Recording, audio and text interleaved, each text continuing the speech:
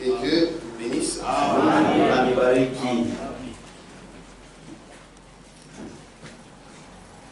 Nous allons nous lever.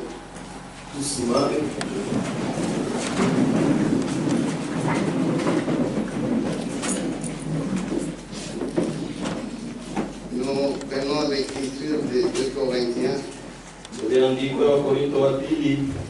à son chapitre 1,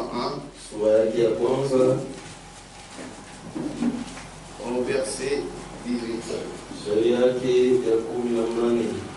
Je vais prier. Notre Père Céleste, ce matin nous te disons merci. Tu as gardé chacun de nous. Tu nous as donné gratuitement le souffle de vie. Nous sommes aussi reconnaissants pour la bonne santé. Tu nous as donné de quoi manger. C'est pourquoi tu dis dans ta parole, ne vous inquiétez de rien.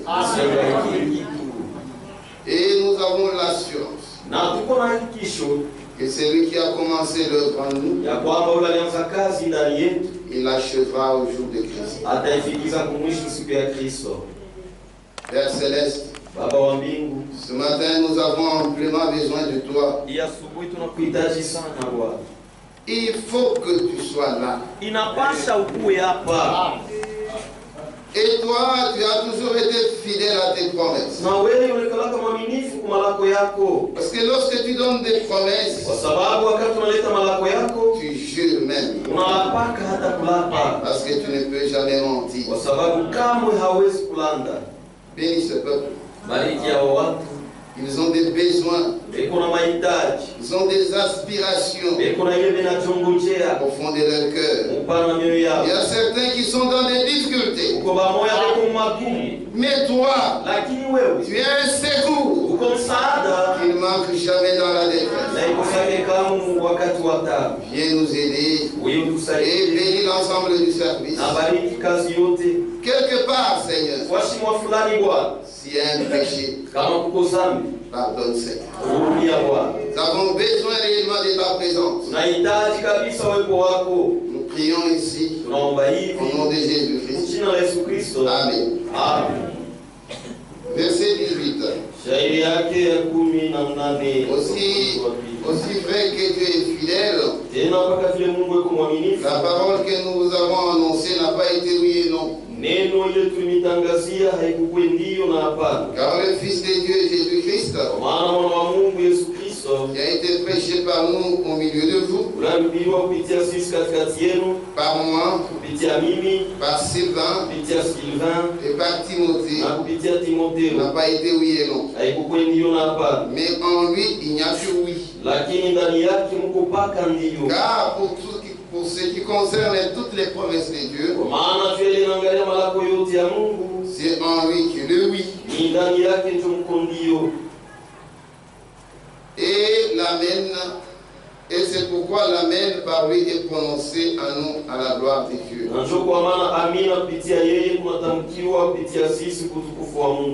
Que Dieu vous bénisse. Vous pouvez vous asseoir.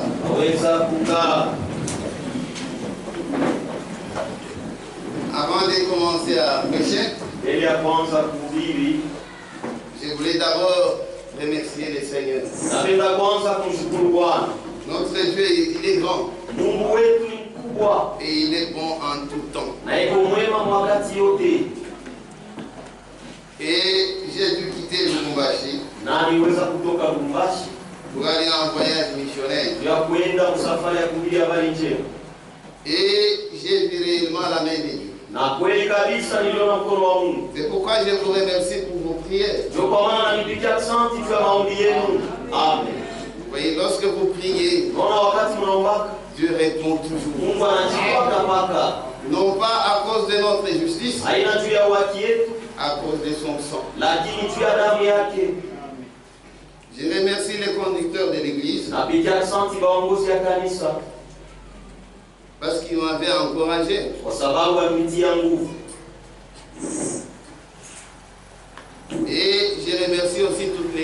Napitia vile asante kanisa yote mzima. Parce que Kwa sababu il y a des choses, uko vitu lorsque ça arrive, wakati vinafika ça demande vraiment de la reconnaissance. vinaombaka shukrani.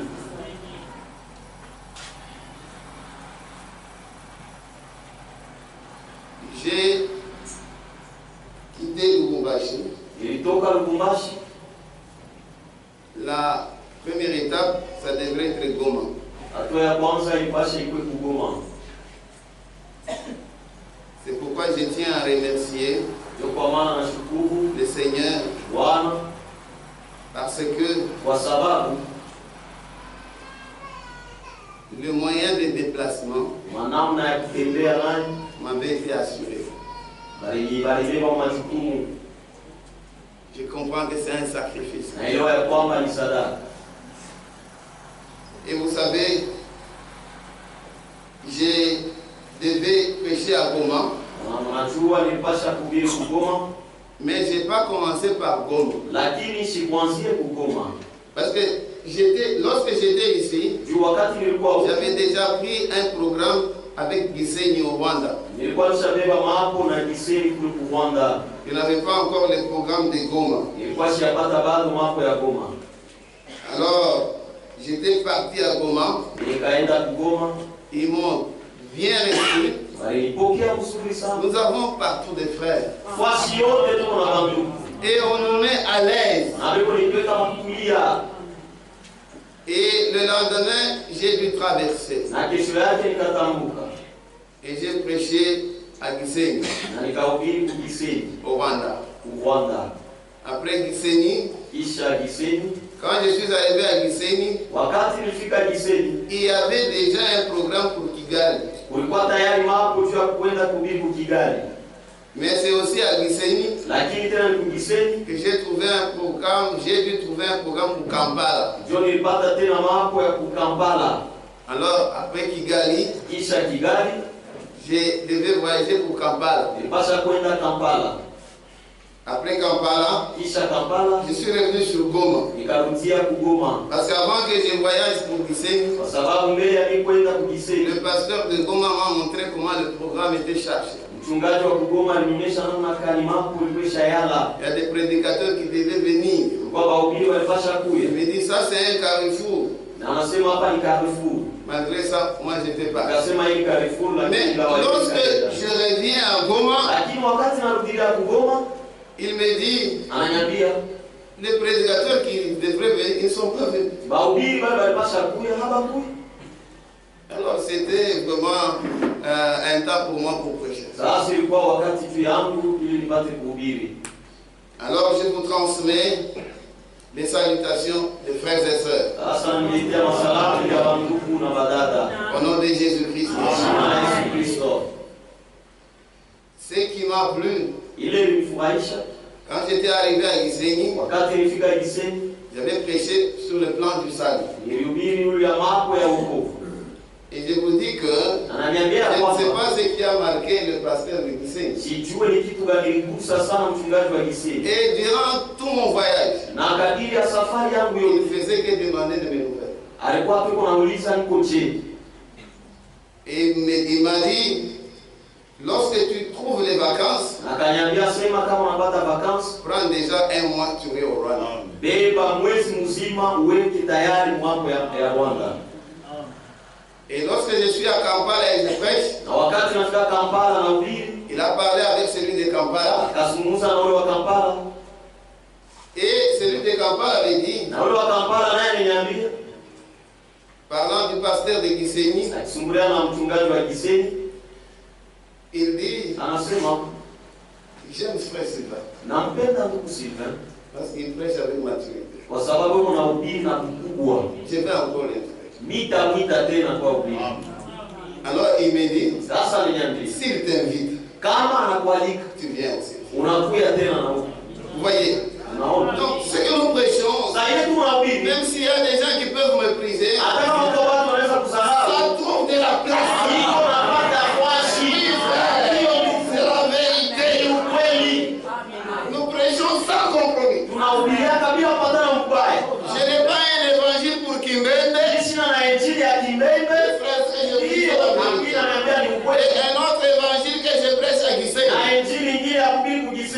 ou à Kampala, ce que je prêche ici, j'ai la même partout. Parce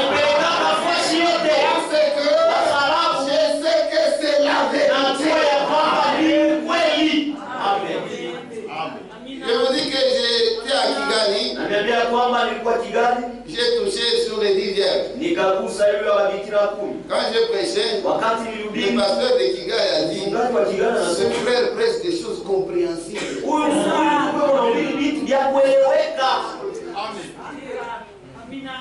Vous voyez?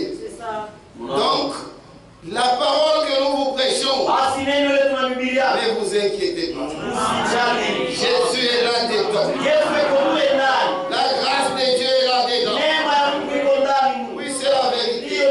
Si tu doutes encore, que Dieu t'aide. Parce que Dieu, lorsqu'il t'envoie, il prend soin de toi. C'est la vérité. Et on a vu ça. Des gens qui se sont réjouis de vous, qui ont souhaité que vous reveniez.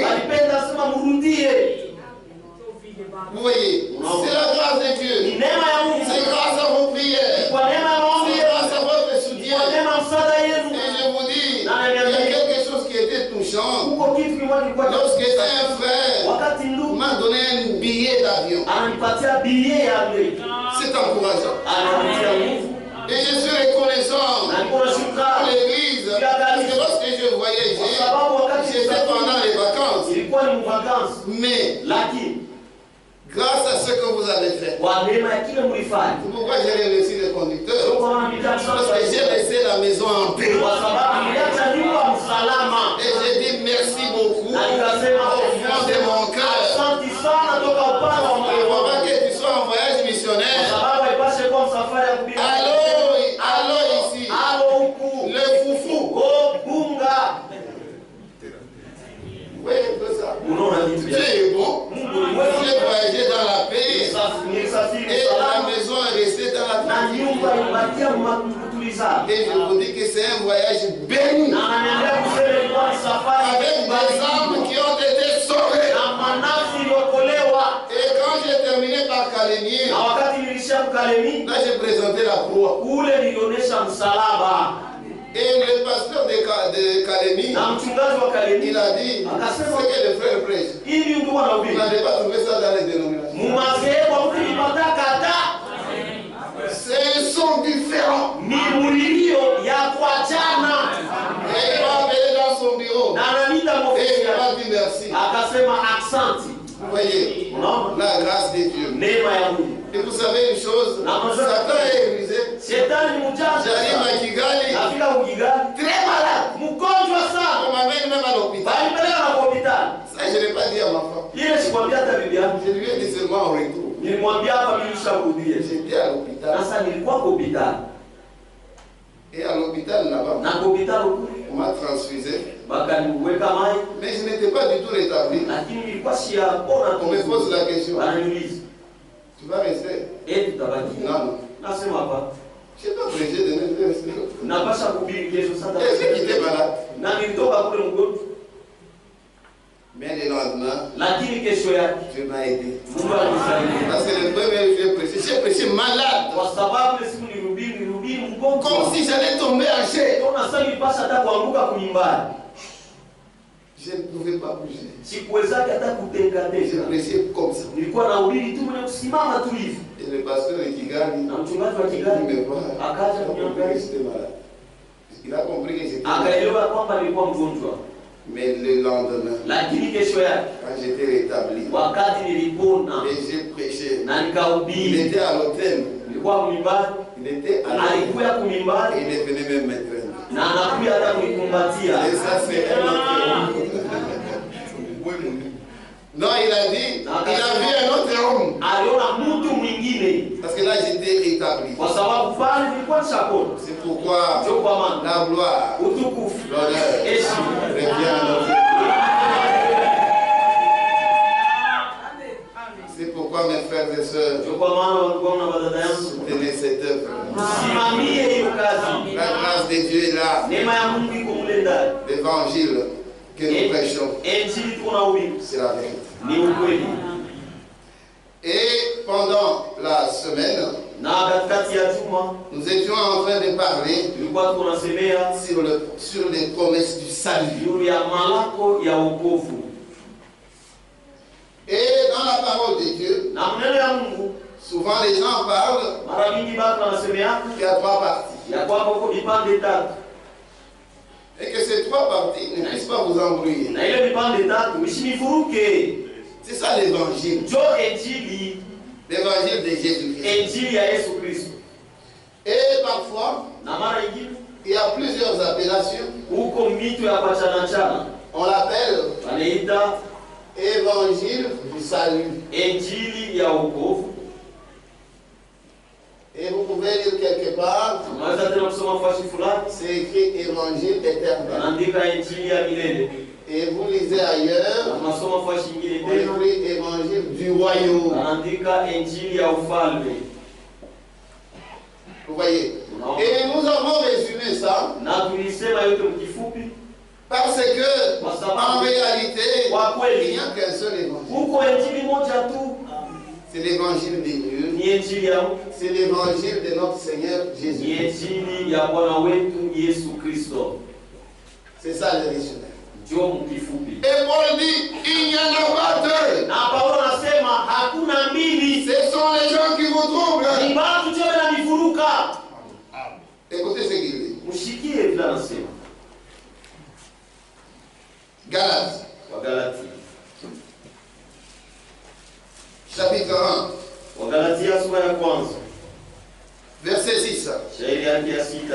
Je m'étonne que vous vous détourniez si promptement de celui qui vous a appelé par la grâce de Christ.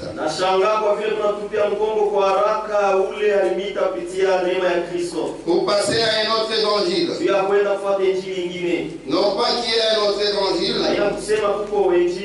mais il y a des gens qui vous troublent et qui veulent altérer l'évangile de Christ. Mais si nous-mêmes, si un ange du ciel annonce un évangile s'écartant de celui que nous avons prêché,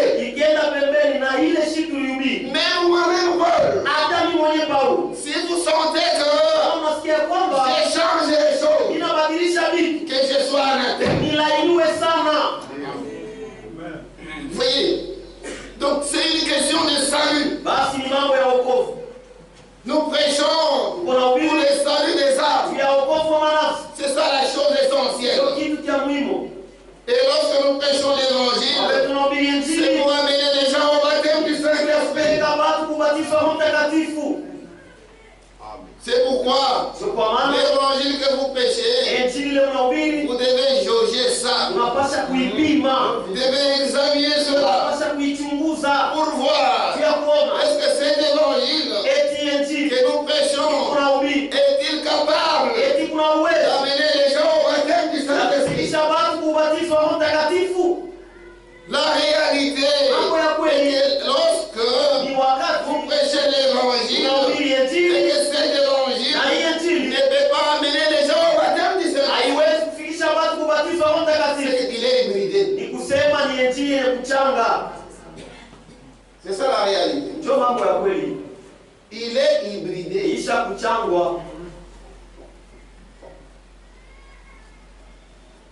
Et un évangile hybridé ne peut pas donner naissance à des enfants de Dieu. Notre bien-aimé Franck,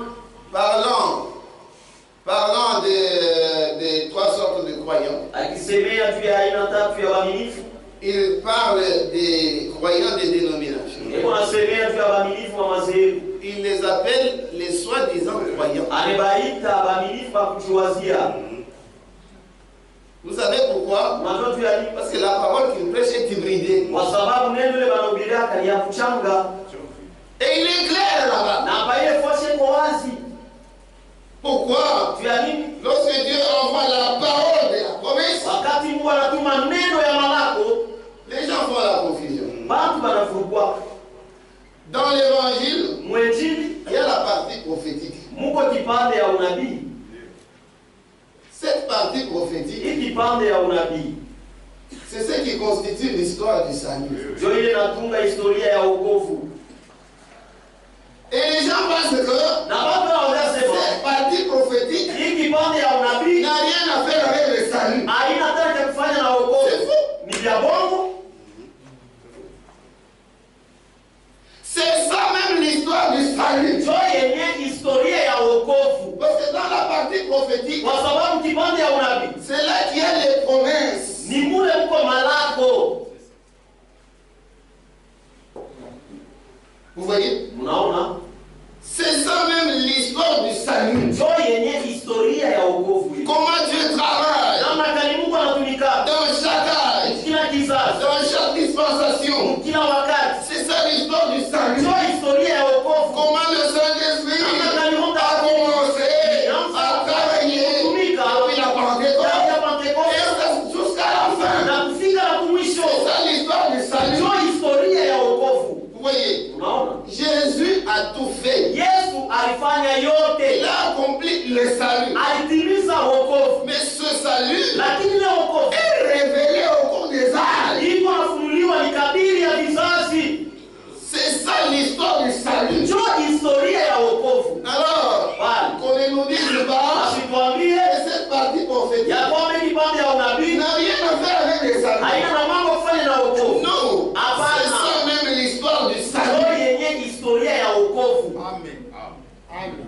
C'est pourquoi Ndio kwa maana nous avons mis notre thème, tuliweka kishina yetu les promesses malako du salut. ya wokovu.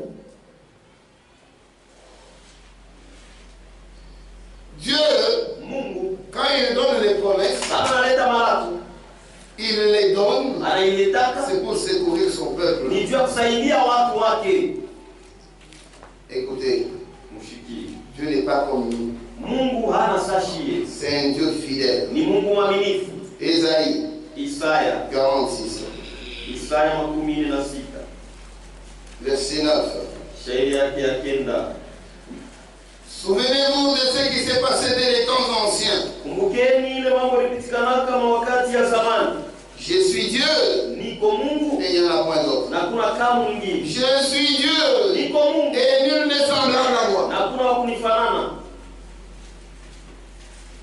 J'annonce dès le commencement ce qui doit arriver. Natangazaka tangu mwanzo ile mambo yanapaswa kufika. Et longtemps en avance Na zamani sana mbele ce qui n'est pas encore accompli. ile hayatimilika bado. Je dis, Nasema mes arrêts subsisteront. mapangilio yangu itadumu. Ce que j'ai décidé Ile nilibeba mpango arrivera. itafika. C'est pourquoi soyez du bon côté. Ndio kwa maana mkwe ngambo ya mzuri. Oui, Ndio. mes frères et sœurs, Kwa maana badala ne soyez pas distraits. usilengane Soyez du bon côté. kwe ngambo ya mzuri.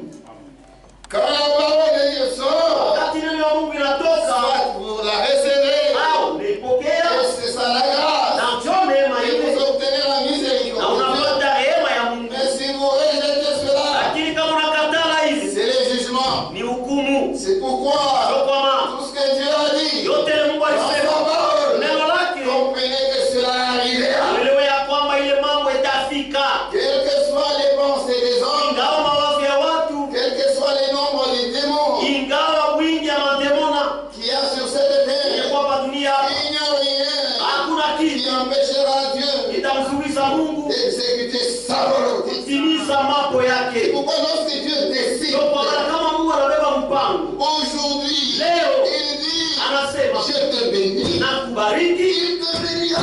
atakubariki Et il n'a pas besoin de conseils. na ana lazima na bashauri. Frère, la vie de l'homme Ndugu, maisha ya mtu est dans les mains de Dieu. iko mikono ya Mungu. Ne vous moquez de personne. Usitegemee mtu.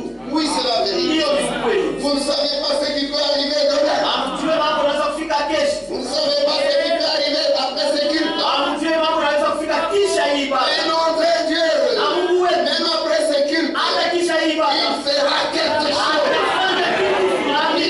Ndio. Soyez rassurés. Muwe na hakikisho. Quelque chose va se passer. Kitu moja kitikana. Soit dans la vie d'un frère, soit dans la vie d'une soeur. Maisha ya dada fulani. Oui, Ndio.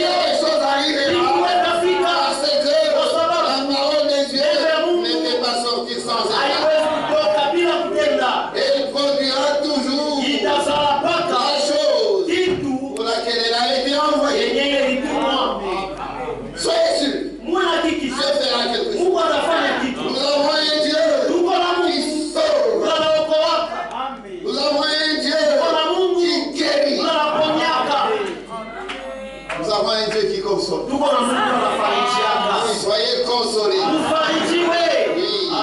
Oui, mes frères. Dieu a parlé. Il a pris des décisions depuis l'éternité.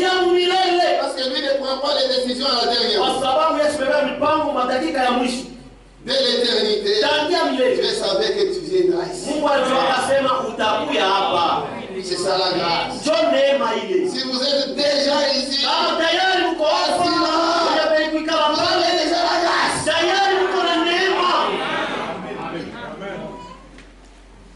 j'exécuterai toute ma volonté. C'est moi qui appelle de l'Orient un oiseau de proie. D'une terre lointaine, un homme pour accomplir ses desseins. Pour accomplir mes desseins. J'appelle un homme pour accomplir mes desseins. Un homme. Si il n'y a pas de dessein, Dieu ne peut pas venir parler comme ça des autres. Construisez l'arche. Il appelle Noé. Dans la multitude, Noé trouva grâce. Et il lui révéla son plan du salut. À Noé seul. C'est ce que les gens ne comprennent pas. Maintenant, en ce temps-là, toi aussi, tu viens. Je vais aussi servir Dieu. Mais en dehors, c'est ce que Dieu a dit à Noé. Tu vas prêcher quoi? Amen. Vous voyez, Dieu est ordonné. Et si nous nous soumettons au plan de Dieu, nous serons des gens heureux. Aujourd'hui, les gens disent, même dans les églises, on prêche la croix. On ne refuse pas. Il ne parle de la croix. Maintenant, la question est de savoir, cette croix amène jusqu'où? Amen. Parce que la croix a la puissance de transformation. Dans la croix de Jésus, il y a toutes les bénédictions spirituelles dans cette croix. C'est même dans cette croix, il y a le baptême du Saint-Esprit. Amen. Et maintenant, prenons un pentecôtiste. On prêche la croix. Et il amène les gens au baptême du Saint-Esprit. Qu'on ne vous trompe pas, mes frères. L'évangile qu'on prêche, s'il ne peut pas amener les gens au baptême du Saint-Esprit, il est déjà hybridé. Nous connaissons l'histoire du salut. Vous voyez? Quelqu'un va vous dire, frère Franck, il témoigne qu'il était dans ses églises. Et suivez bien.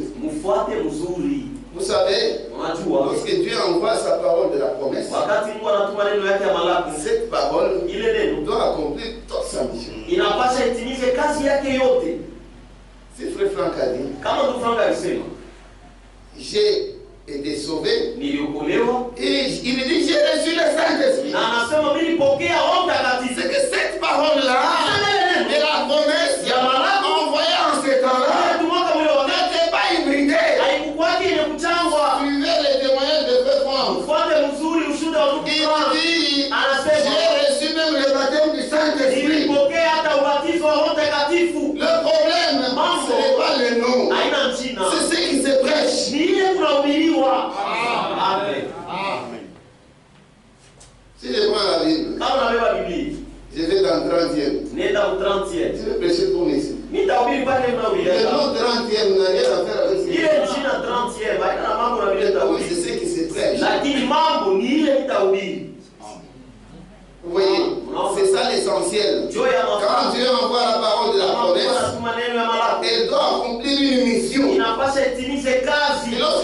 mission est accomplie, wakati ile kazi inatimilika, Dieu permet qu'elle soit hybridée. Mungu anaruhusuaka ipate kuchangwa. Et c'est comme ça que commence la dénomination. Na njoo vile zehebu inaanza. C'est parce que la parole est hybridée. Wakati neno linakuwa mchanganyiko. Maintenant, lisez, Sasa msome. Frère Franck, Ndugu Frank, après la révélation du sceau. kisha kufunuliwa kwa mihuri. C'est ça l'histoire du salut. Njoo historia ya wokovu. Quelles sont les déclarations Ni misemo gani qu'il a faites sur les églises? juu ya makanisa? C'est pourquoi nous comprenons que la révélation des sceaux a une grande importance dans l'histoire du salut. Historia ya wokovu. Attendez, je vais vous lire quelque chose. Chunge nisomee kitu fulani. Parce que Kwa sababu Frère Franck ne se contredit pas. ndugu Frank ashika lake unajipinganisha yeye mwenyewe. Je vais vous lire quelque chose. Tabi somea kitu. Là où il dit, Bala anasema pour être sauvé, jumpate kuokolewa. il faut uniquement la parole promise. Inapasha paka neno lenye kulakiwa. Il ne se contredit pas. Asijipinganishe yeye mwenyewe. C'est pourquoi les gens, Ndio maana quand baba ils lisent le retour de Christ, wakati wanasomaka kurudi kwa à Kristo, la fin là, mwisho kule ils disent, regardez ce que Frère Franck a dit. muone kile ndugu Frank Il ne se contredit pas. asijipinganishe yeye mwenyewe, hapana. Amen. La parole promise Neno lile la qui kitu est envoyée, ndio elle accomplit tout ce qu'elle doit faire. inatimiza yote inapasha Alors kufanya. après, elle est hybridée. Sasa kisha inachangwa. Vous voyez, Mnaona? il n'y a qu'une seule manière d'être sauvé. Kuko tu namna moja tu upate Il kuokolewa. dit, c'est par la parole promise. Asema ni kupitia neno ya malako. Or, aujourd'hui, c'est une contradiction. Japo leo hii maupinganishi. Les gens disent, Watu wanasema le message ujumbe ne sauve pas. hayuko wapi. Mais Frère Franck dit, Lakini ndugu Frank pour être anasema sauvé, tu upate il kuokolewa faut le message. inapasha ujumbe. Vous comprenez? Unaelewa? C'est le message Ujumbe de l'heure, ya wakati c'est la parole promise. ndio neno ile la kitu. Amen. Il ne se contredit pas. Asijipinganishe Frère yeye Franck, il mwenyewe. faut le lire avec la grâce de Dieu. Ndugu Frank inapasha kumsoma na neema ya Mungu. Il faut que Dieu vous aide. Inapasha Mungu akusaidie. Aujourd'hui, on forme des doctrines Ela tunga qui mafundisho. sont pour dire il y a certaines choses qui ne sont pas justes. Napasha kuniambia tu vitu vingine bila vya haki. Et ce qui n'est pas juste Na bila vya haki. n'est pas juste, Bila vya haki. quelle que soit l'origine. Ingawa kule vinatokea. Ndio. C'est la vérité. Njoo kweli. Vous avez condamné les tonnerres. Mangurumo. Jusqu'aujourd'hui, on condamne les tonnerres. Mpaka leo nimeona hukumu Tonnerre révélé. Mingurumo ile. On condamne grâce infinie. Tena hukumu neema ya shokwisha. Sans sécher. Damu ya kukauka. Mais aujourd'hui, Sasa leo dans ce message, on a enlevé le salut. wanatosha wokovu. C'est grave. Ni hatari ile. C'est grave. Ndugu ni hatari. Parfois, on fait certaines déclarations. Mara nyingine tunasema Mais kama lorsqu'on entre dans la profondeur, c'est grave. hata kama unaingia muupana ile vitu tunasema ni hatari sana. Amen. Tragédie. Tragédie. Écoutez, Msikie. ça c'est Frère Franck. Huu ni ndugu Frank. Page 68. Darasa makumi sita na Il nane. dit ceci. Anasema hivi. Et cela doit interpeller tous ceux qui nous écoutent. Na ile napasha kukumbusha wote Il bali. dit, nous vivons encore dans le jour de la grâce. Sema tungaliki naishi tena wakati wa neema. Et chacun Kila mtu a la possibilité kuna uwezaji d'entreprendre un cours correctif. ya kwanza kusaishwa. Kutengeneza Kutengeneza vitu. et de se placer Na kujipanga tout entier aux côtés de Dieu. ngambo ya Mungu. Maintenant, Sasa pour la dernière fois, juu ya mara ya mwisho la parole de Dieu neno ya Mungu sort inatoka pour notre salut juu ya wokovu yetu et pour notre na enseignement. tena juu ya mafundisho yetu. C'est clair. Shiko wazi La parole de Dieu neno ya Mungu sort inatoka pour la dernière juu fois. ya mara ya mwisho. Cette parole, Ile c'est quoi? ni nini? Le message. Ni ujumbe. La parole de Dieu Neno ya Mungu sort inatoka la dernière fois mara ya mwisho pour notre juu salut ya wokovu yetu et pour notre na enseignement. tena juu ya mafundisho yetu. Si Frank huyu Pour notre salut. juu ya wokovu yetu. Alors, si vous dites le message, ne sauve pas. Sasa kama unasema ujumbe Vous haikoaje, embrouillez tout. si mnavuruka vitu vyote. Hier, j'ai vu sur le net Jana niliona kwa internet quelque chose posté par notre frère ici, où le prophète déclare, vous êtes sauvés par la parole de Dieu. C'est ça la Bible. Nous avons besoin de la Bible. C'est pourquoi nous respectons chaque homme. Mais ce qui est faux est faux. Amen. Oui. Qu'est-ce qu'on peut faire? On prêche uniquement la vérité. Il y a des gens dans les secrets qui comprendront que ces gens-là, quelque part, ils ont raison. C'est vrai. C'est qu'on prêche. On est prêche dans les églises du message. Comme nous prêchons ici. Et à la fin, on vous félicite. C'est toujours dans les églises. Comment est-ce qu'on prêche ça? Vous pensez qu'on prêche où? Dans les églises du message. J'ai vu un jour, j'ai suivi la prédication de notre bien-aimé Flexi. Ils me permettent que je le dise. C'était à Mousson. Il parlait de la lumière. Comment cette lumière engendre le Fils de Dieu. C'était bien présenté, avec équilibre. C'est la parole de Dieu. C'est la parole de Dieu. Oui, ceux qui sont des dieux, ils se placeront du bon côté. Ce qu'il faut corriger, il faut le corriger.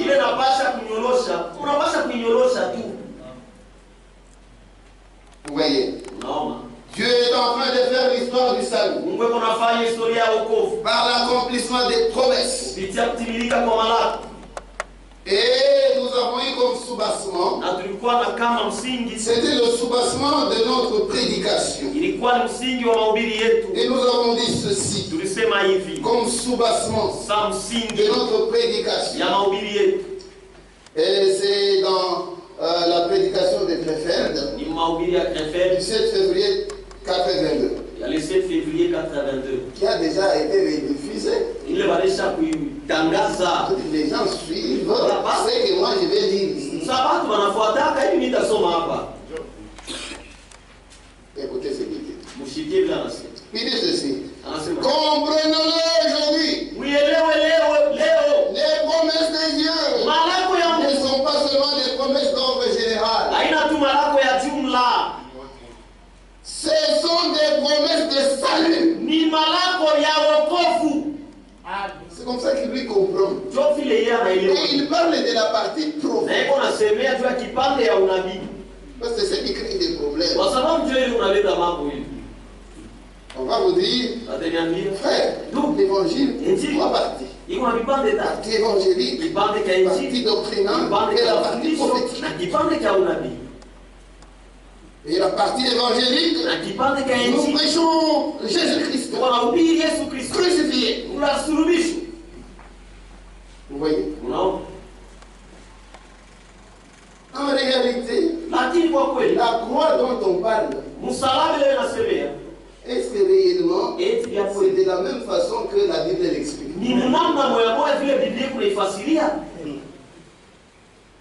Parce que dans la Bible, lorsque vous lisez, la croix, c'est tout l'ensemble de l'œuvre du salut qui a été accompli. Tout le plan du salut qui a été accompli ce jour-là. Donc dans la croix, il y a tout ce dont nous avons besoin. Est-ce que c'est ça la croix que prêchent les dénominations? Et s'ils prêchent cette croix, sont-ils capables, en prêchant cette croix, d'amener les gens au baptême du Saint-Esprit? On nous dira que quand il prêche la croix, les gens sont seulement justifiés. Et les autres choses ne sont pas dans cette croix.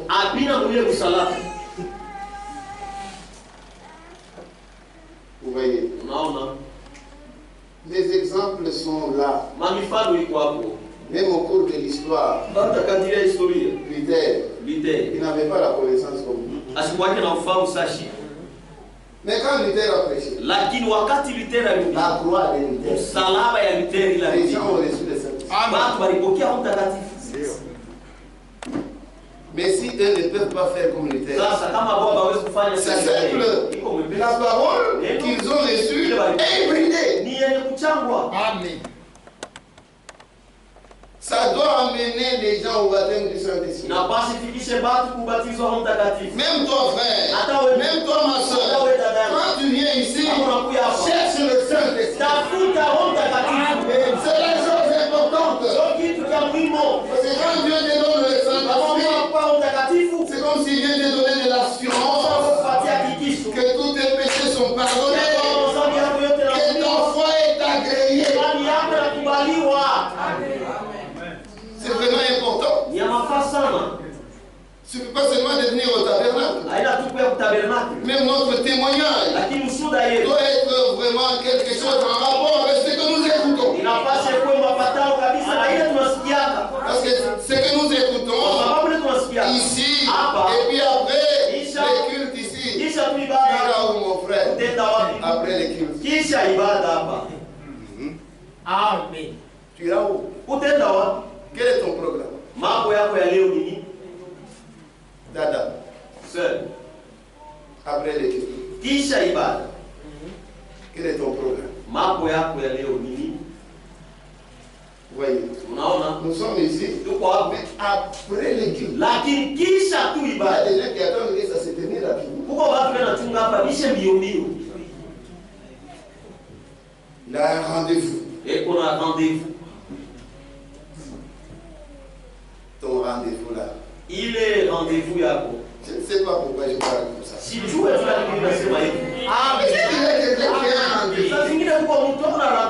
après ce qu'il et ce rendez-vous là, s'il n'est pas conforme à la parole de Dieu, annulez-le.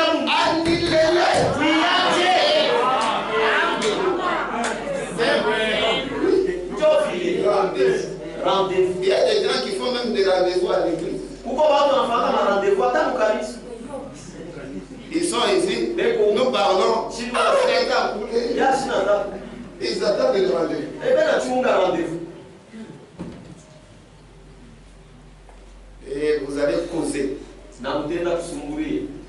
Si tu veux te marier, de tout parents. Amen. C'est vrai. Vous savez, il n'y a pas une bonne chose que de trouver dans une église un frère et une soeur qui vivent ensemble dans l'église.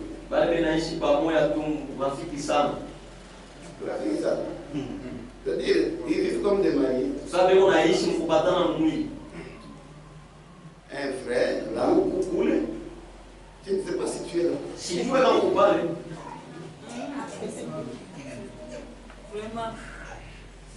Et tu vas te dire dans ton cœur, le frère, c'est ça, le péché des promesses. Non, l'Esprit de Dieu nous prouve. C'est la vérité. Mais ce n'est pas juste. Vous savez, même moi ici, même toi, même le frère là, nous avons tous la chair et les esprits. Ce que tu ressens, les autres ressentent. Maintenant le problème, c'est prendre une décision. Comme Joseph. Parce que vous savez, ce qui tue les églises, c'est lorsque on trouve ici des frères, ils ne se gênent pas.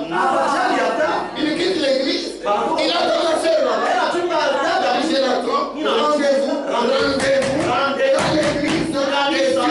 Rendez-vous. Attention avec vos rendez-vous. S'il y a des rendez-vous, s'il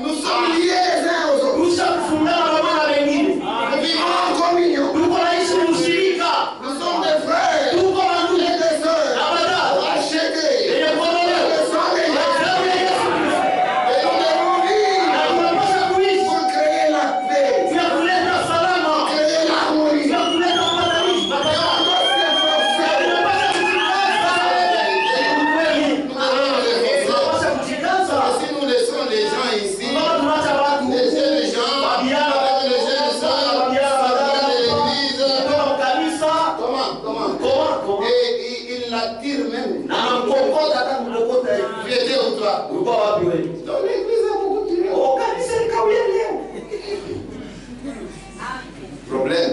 Mambo. Dans ton cœur. Il y a quelque chose qui commence à faire toum. Il y a un problème. Arrange-la.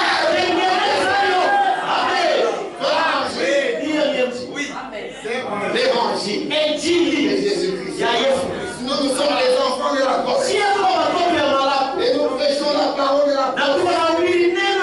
Pour ceux-là que Dieu a prédestinés à la fondation de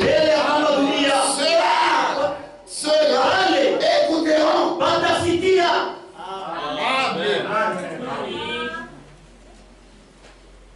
Les promesses de Dieu. Ce ne sont pas seulement des promesses d'ordre général.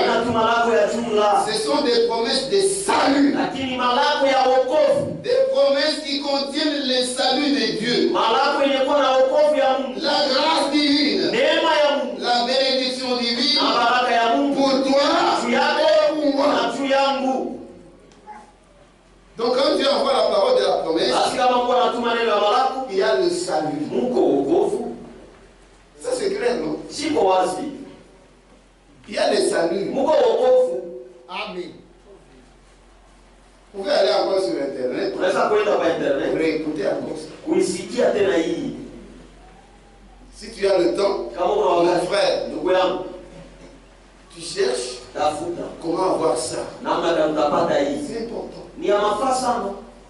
Parce qu'aujourd'hui, les gens pensent que lorsqu'on parle de la parole prophétique, ça n'a rien à faire avec ça.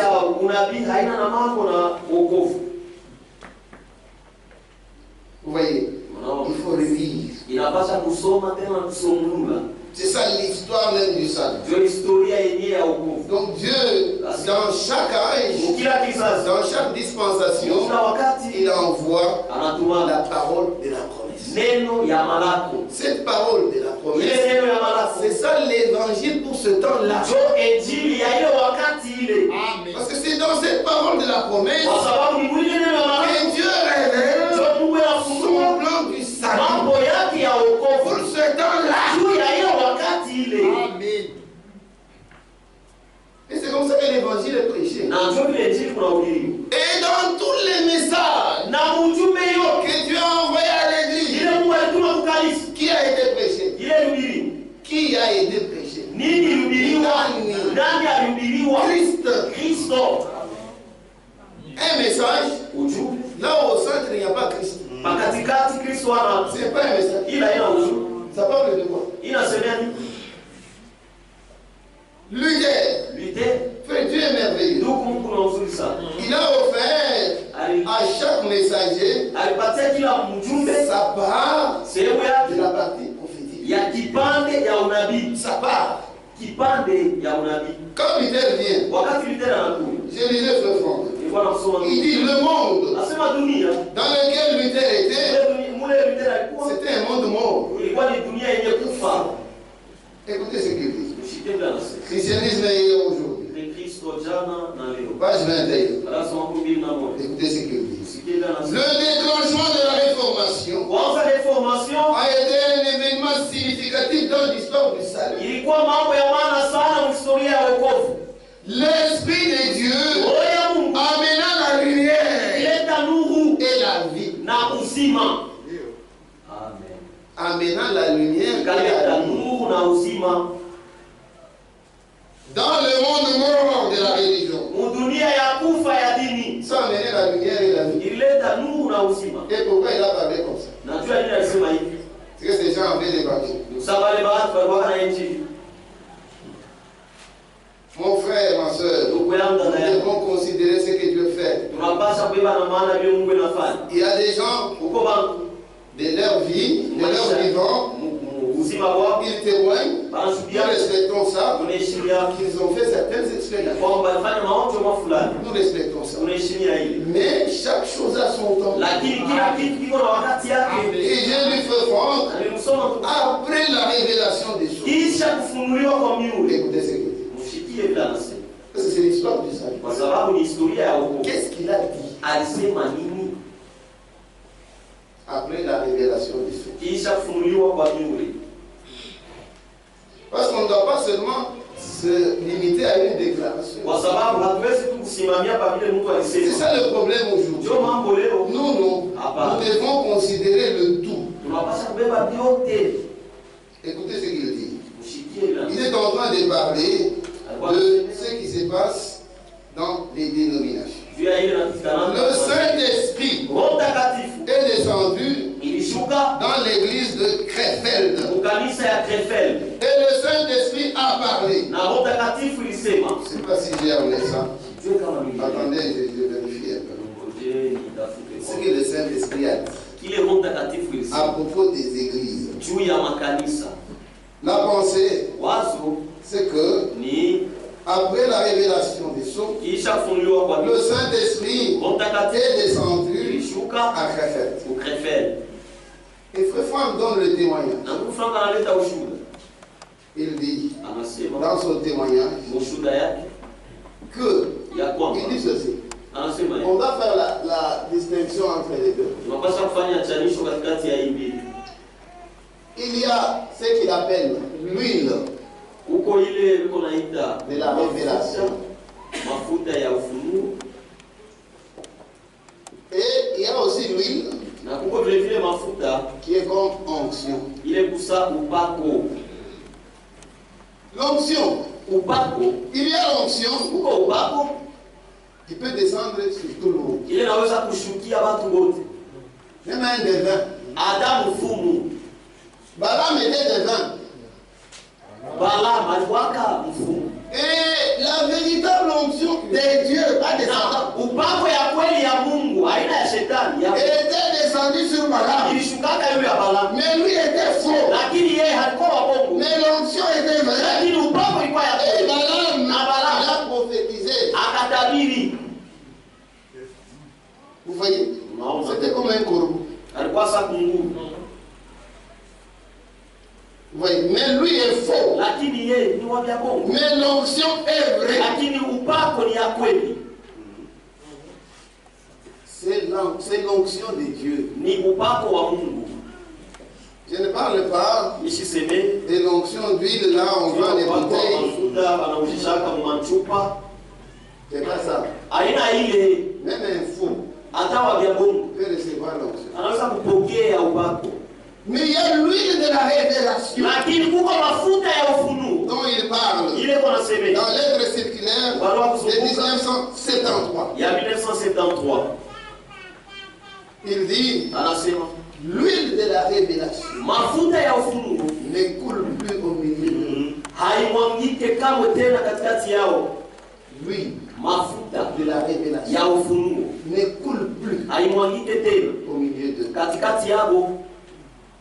Auparavant, il a donné son témoignage. Mais il y a un temps, il a compris que ces églises se sont déjà emballées sur les chemins de Babylone. Ils sont entrés dans la plus grande apostasie. Et c'est le temps dans lequel nous vivons. Et nous vivons en Amos chapitre 8.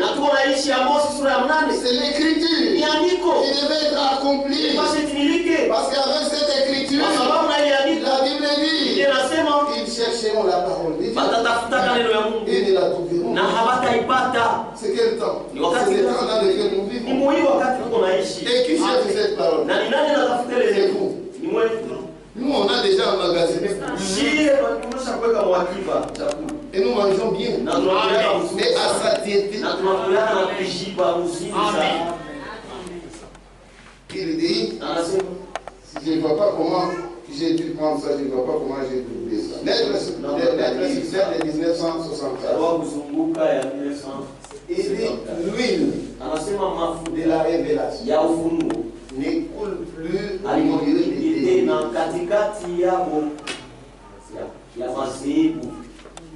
C'est-à-dire quoi? Ils n'ont plus la parole. Ils ont mené les gens à la repentance.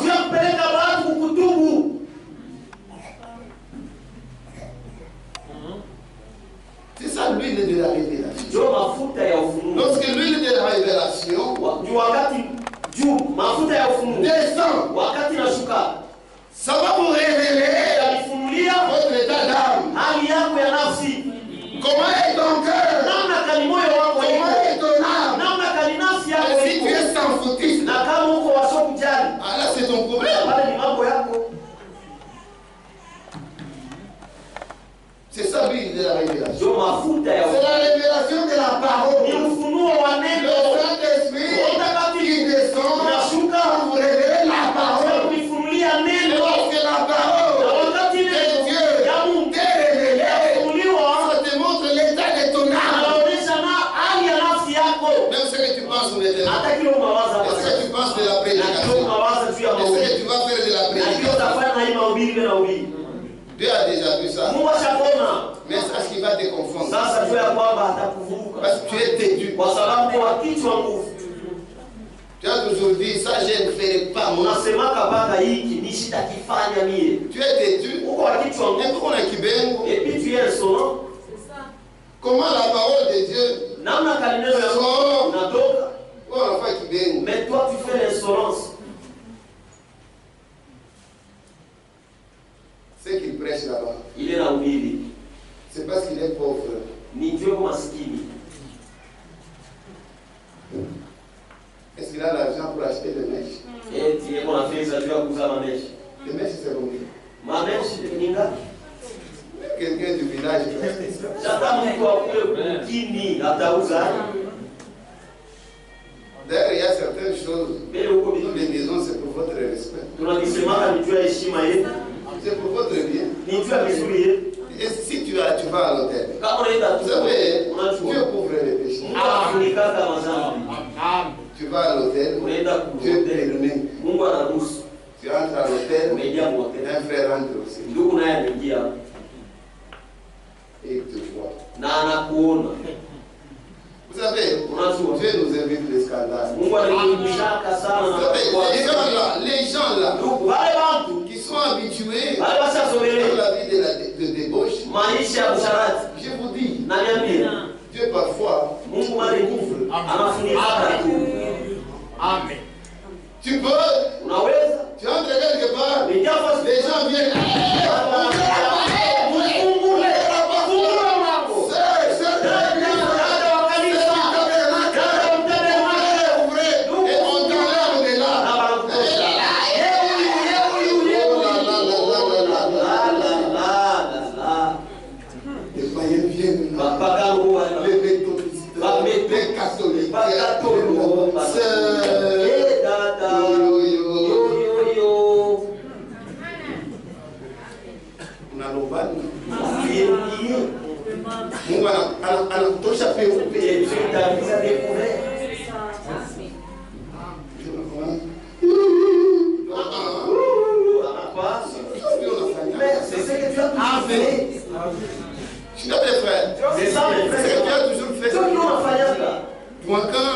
En secret là-bas, parce qu'il est interdit de prendre le vin. Nous prenons ça à 7. Et il y a des frères, vous venez chez lui, il met le vin à table. Pardon, je ne bois pas le vin. Mettez de l'eau. Oui, la civilisation. Donnez-nous de l'eau. S'il y a des frères qui boivent le vin, c'est le problème. Nous ne vivons pas. Et le frère là-bas, ce n'est même pas le vin. Lui, il prend. C'est pas ça. Tembo. Un frère qui prend de la tembo. Frère.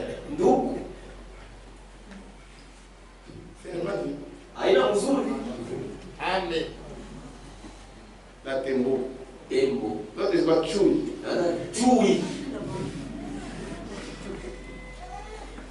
Tu prends les choui et puis tu viens ici.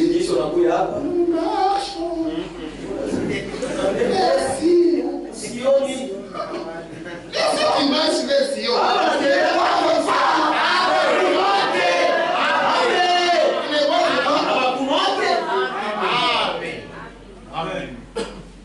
Frère, lorsque Dieu te visite dans kutembelea maisha yako. Deviens un homme sérieux.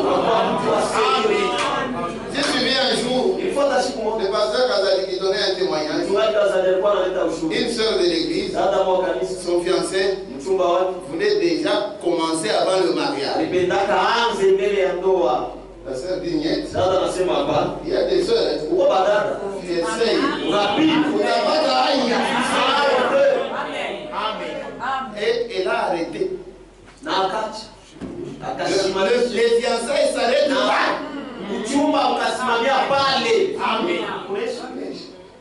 Amen.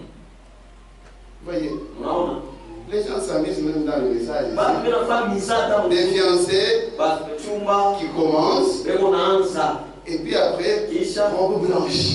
La robe blanche change quoi? Si tu es une méchante femme, tu iras toujours méchante là-bas.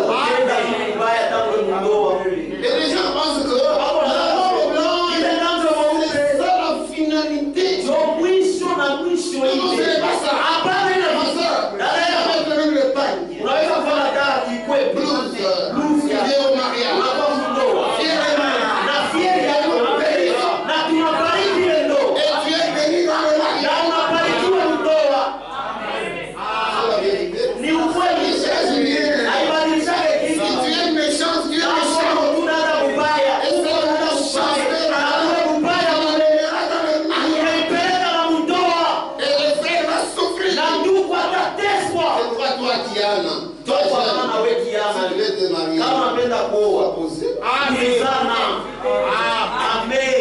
Soyez posés. Parce que le mariage c'est toute une vie. Il y a des femmes, si elles veulent te compliquer, je t'envoie à 22h. Tu vas rentrer à 22h. Il y a des gens, vous pouvez les voir sur la route, vous pensez que c'est quelqu'un.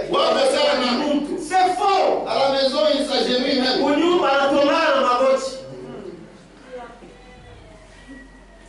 Et une soeur qui fait ça.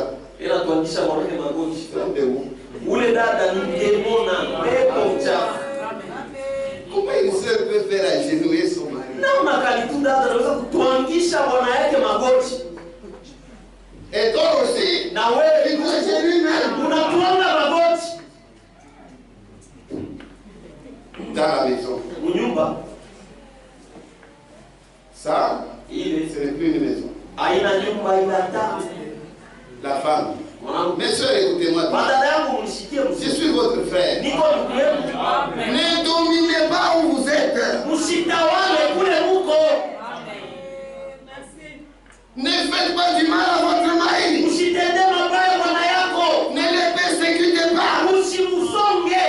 Mettez-les à l'aise. Qu'ils vivent en paix. Et qu'ils ont l'amour.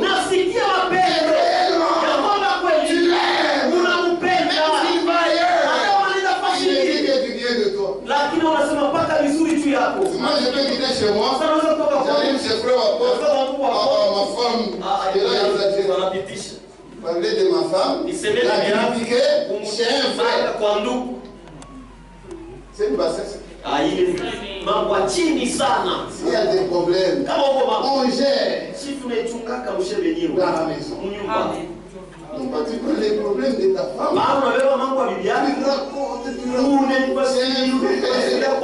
es en train de tu la dépouilles. Et puis quand les frères le voient, c'est ça. Terrible. La seule ici est terrible. C'est toi qui as donné les témoignages de ta femme. Même si mes frères, mon grand frère, vient chez moi, le problème de ma femme ne le concerne pas. Amen. Il mange, il boit, on lui donne le transport. Le problème du mariage ne le concerne pas. On n'en parle pas. Amen. Pourquoi des foufous, l'argent, les autres choses? Non, je vois ma grande soeur, Célestine a exagéré. Tu ne suis pas tranquille. Ta grande soeur commence les désordres. C'est toi le premier désordre. il faut que les gens de ce monde sentent que nous avons réellement reçu la grâce. Et que nous puissions garder la paix dans nos maisons. Faites du bien à vos maris. Oui, jeune fille, toi qui es dans la maison, il ne faut pas toujours qu'on te dise lave les assiettes. Et puis tu réponds, tu me regardes même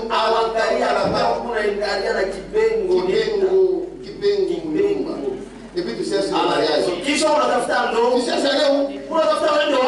Pour faire quoi? Parce que ton père, tu ne le respectes pas. Ta mère, tu ne la respectes pas. Et tu veux aller où? C'est quoi?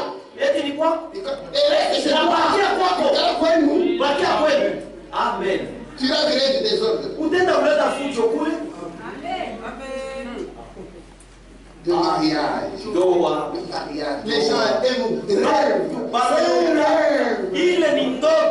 Je veux avoir un mari. Avec le costume.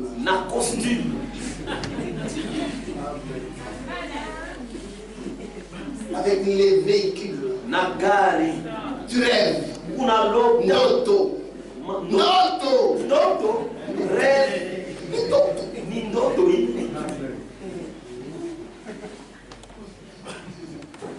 Et lorsque tu entres, le travail qu'il avait tombe. Toi, tu voyais les véhicules. Tu voyais les costumes. Et quand tu entres dans le mariage, même le costume tombe, le véhicule tombe, la maison, on l'a ravi. Ce n'est pas à crédit.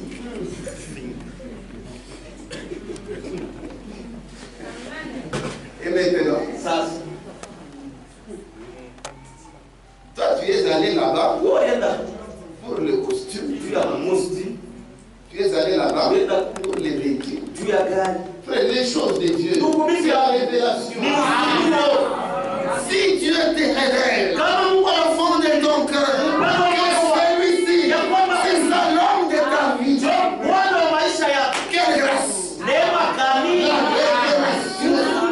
Et cet homme, malgré qu'il est comme ça maintenant, et la sœur, qui a la révélation, elle se dit dans son cœur, c'est fait, il est sérieux, il est bénira. Je ne peux pas prêcher pour que tu épouses un pauvre, pour que tu épouses un riche, c'est la révélation. Si tu es dans une chose, même si tu vas chez Bill Clinton, moi Sylvain, j'allais chez Bill Clinton. Si c'est Dieu, on me recevra. Dernièrement, j'ai vu un mariage, un noir américain. Il est allé épouser une princesse de Norvège. Quelqu'un de la famille royale. Et elle signe même. Elle accepte de perdre ses droits dans la royauté pour épouser cet homme-là. Et les gens sont venus même au mariage. Les gens de la famille sont venus. Ne vous inquiétez de rien. Si quelque chose n'arrive pas, n'arrive pas. Soyez tranquille. Si Dieu est dans une chose, frère, sachez que le jour viendra où la chose arrivera. Nous sommes les enfants de Dieu. Pourquoi nous tirailler? On ne peut pas se tirailler pour le mariage. Amen. Moi j'aime. Quand un frère va chercher une soeur, ça fait vraiment du bien. Mais quand il va épouser une païenne, son droit même sont tristes. Amen. Nous voulons voir des gens mariés ici. Robe blanche, costume. Et puis, le pasteur bénit. Et nous mangeons. C'est bien. Mais toi, tu prends une païenne. Nous vous prêchons la parole de Dieu. C'est pour que vous compreniez. Pour les jeunes, vous avez encore de l'aspiration. Là-dedans, ça brûle. Mais soyez tranquilles. Priez sincèrement Dieu. Et si tu as un copain à côté de toi, moi dis. C'est pas juste. Amen. Ça, c'est moquer des gens. Abandonne-le. C'est un désordre. Comment tu vis avec lui? Et tu viens ici. Non. Il faut l'abandonner. Vous avez les choses de Dieu. Il faut écouter. Il n'y a pas de hasard. Lorsque nous parlons sur ces choses, si ma soeur, un copain, un homme avec qui vous vivez en clandestinité, abandonnez-le.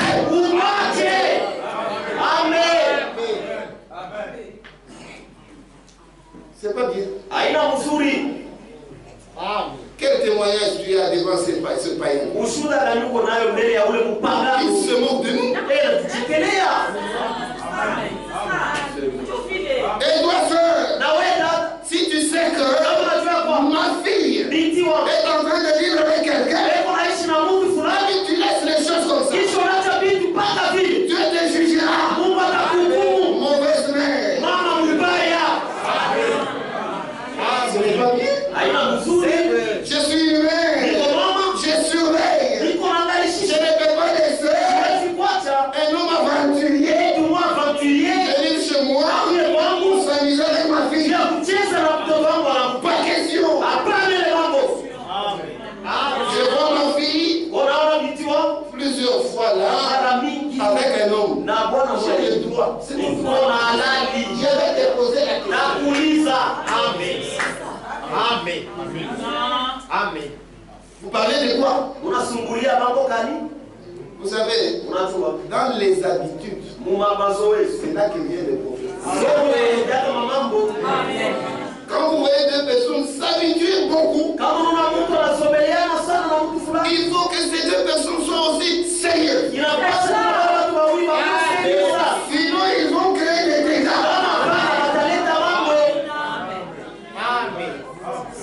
Amen. C'est vrai. Une femme d'autrui. Je ne peux pas commencer à blaguer avec lui. C'est la femme d'autrui. Respectez-vous, mes soeurs. Comment tu peux blaguer avec un frère? Tellement vous êtes habitués, même les gens à côté commencent à se poser des questions. Non. On doit être sérieux. Une église, des jeunes garçons, des jeunes filles qui sont pures. Tu n'as rien à reprocher à la fille. Et si on arrivait à l'école où tu es, ou bien à l'université, c'est toute une longue histoire. Une longue histoire. Elle était avec celui-là, et puis elle a changé. Elle est maintenant avec celui-là. Sœur de l'église. Honte à toi. Amen. Comme je vous l'ai dit, faites attention. Ce que tu fais en secret, Dieu couvre. Continue. Il y aura un jour. Il y aura les méthodistes.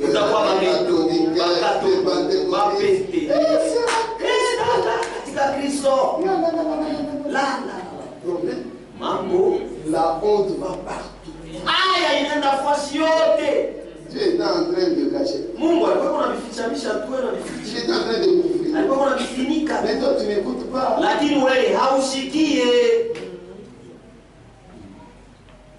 Chacun de nous a une responsabilité. Revenons aux promesses. La parole de la promesse. Vision 7000. Écoutez. Écoutez ce qu'il dit. Dieu n'a qu'une seule manière de sauver. C'est toujours en rapport avec la foi dans la parole promise. C'est clair. La seule manière pour Dieu de sauver, c'est par la parole promise. Il envoie dans votre temps. Et la parole promise, c'est ça le message de l'heure. Il dit ceci. Marie crie le message divin apporté par l'ange Gabriel. Et il dit, voici l'esclave du Seigneur, qu'il me soit fait selon ta parole. Maintenant écoutez, c'est de cette manière que la parole est devenue chère. Marie a accepté en elle le message, la parole, la promesse envoyée par l'ange. Elle a cru, le Saint-Esprit est venu la couvrir. C'est comme ça que l'enfant Jésus est né. Et vous aussi, de la même manière, vous devez aussi recevoir dans vos cœurs la parole promise pour votre temps. Le Saint-Esprit viendra donner la vie à cette parole. C'est comme ça que vous naissez de nouveau. C'est ça le plan. Amen. Et ça contredit ce qui se dit.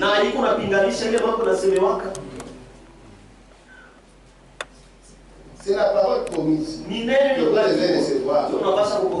C'est ça la parole prophétique. Amen. Vous voyez? C'est de cette manière que la parole est devenue chère et que le Fils de Dieu est né. Écoutez, de la même manière, tous les hommes et toutes les femmes doivent croire le message divin, se mettre à la disposition de Dieu et recevoir en eux-mêmes la parole de la promesse. C'est uniquement de cette manière que peut naître en eux une vie divine opérée par l'Esprit au travers de la nouvelle naissance. C'est ça le plan divin. Vous devez recevoir la parole de la promesse pour votre temps, pour naître de nouveau. C'est pourquoi, quand vous lisez le défi, le frère Franck dit, le message du temps de la fin engendre les enfants de Dieu. Amen. Écoutez,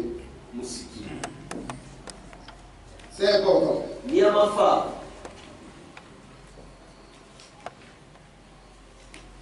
Ici, c'est lettre circulaire 55.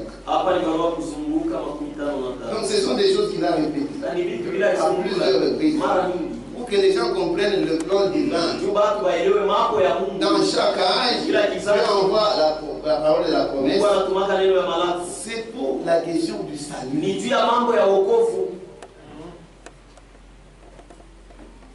Lettre circulaire 55, février 2004. Écoutez ce qu'il dit. Mais notre préoccupation principale concerne l'église de Jésus-Christ. Je ne donne pas la page parce que moi j'ai tiré sur Internet. Il y aura une confusion. Il dit ceci. Seulement les vrais croyants bibliques reconnaissent les événements actuels universels ainsi que le message de l'heure. Ils reçoivent la sémence de la parole promise. Ils naissent de nouveau. Lettre circulaire 55. Il dit clairement, pour naître de nouveau, il faut recevoir la parole promise de votre temps.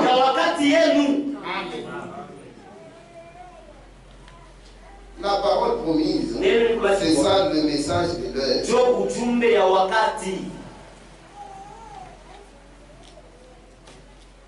Vous voyez? Donc pour la nouvelle naissance, basi juu ya kuzaliwa jipya, il faut la parole promise. Inapasha neno likulakiwa. Et nous l'avons expliqué. Na tulifasiria. Pourquoi la parole promise? Juu ya nini neno ya malako? Lorsque Dieu révèle la parole promise, wakati Mungu anafunua neno ya malako, en votre temps, wakati yenu, dans cette parole promise, mwile neno ya malako, il y a le salut, muko wokovu, il y a la grâce, muko neema, et il y a la bénédiction. na muko baraka. Les trois choses sont dans la parole promise. Et quand le temps de Dieu arrive, Dieu accomplit sa parole. Et ce qui est dans la parole promise, c'est ce que vous allez expérimenter en votre temps. Amen. Maintenant regardez, parce que nous sommes en train de parler de la nouvelle naissance.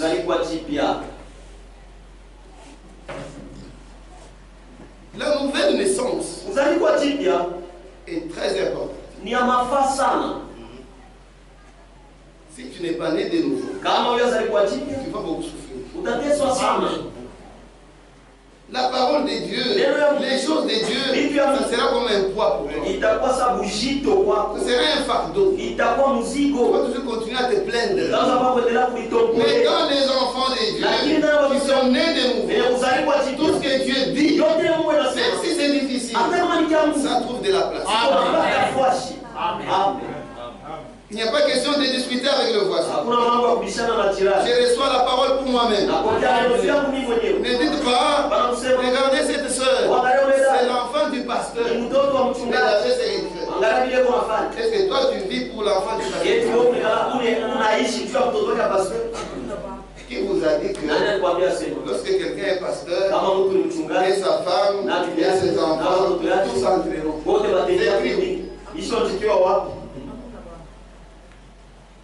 Le pasteur Lot. Il avait sa femme. Durant le voyage. Il est resté. Le salut est individuel.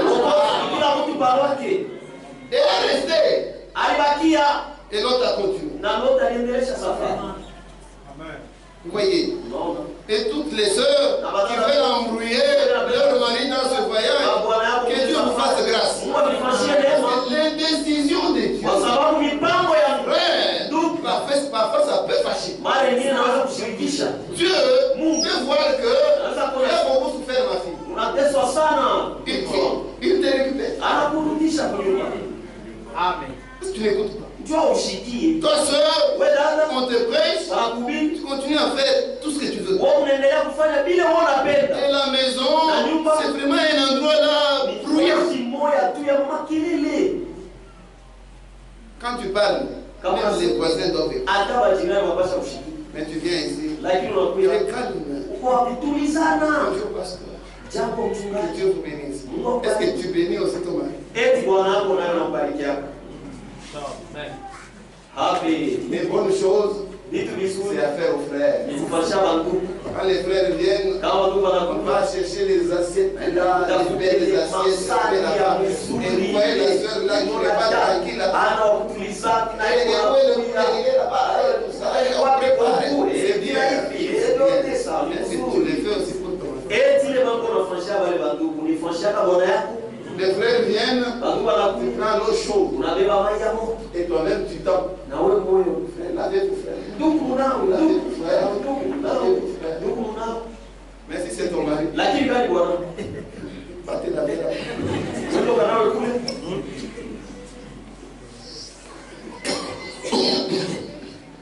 C'est du théâtre.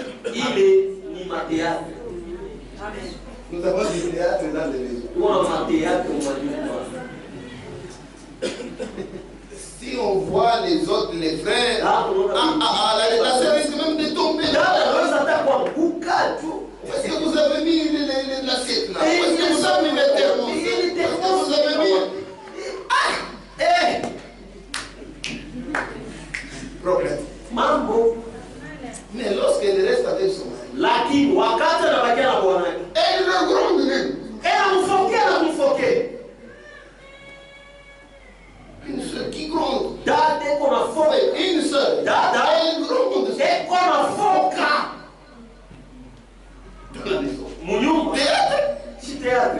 théâtre de chez nous. Théâtre ya kwetu.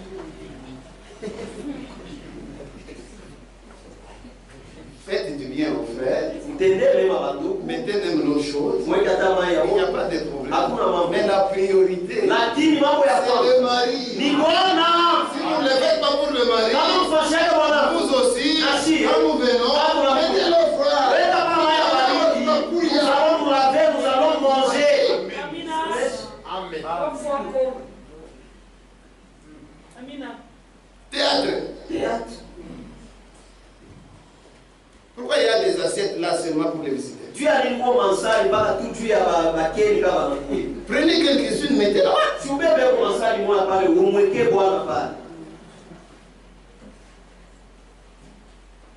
Vous voyez, ce sont des choses qui se font même dans la politique. Là où une autorité doit venir. Allez peindre des rues et tout ça. La ville doit être propre chaque jour. Amen. Si tu es chez toi, dans la maison, là-bas, les assiettes au sol, les linges là-bas, tu n'as pas lavé depuis 3 jours, tu n'en fais pas un problème. Mais lorsque les visiteurs viennent, et où est ceci? La maison doit être propre chaque jour. C'est pas seulement pour les visiteurs. Chaque jour.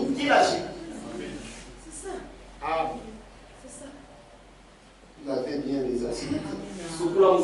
Ce sont des choses terre à terre. Lavez les assiettes. Sœur, si tu ne sais pas préparer, parce que toi tu es trop capricieuse. Prépare. Je ne peux pas. Avec votre français.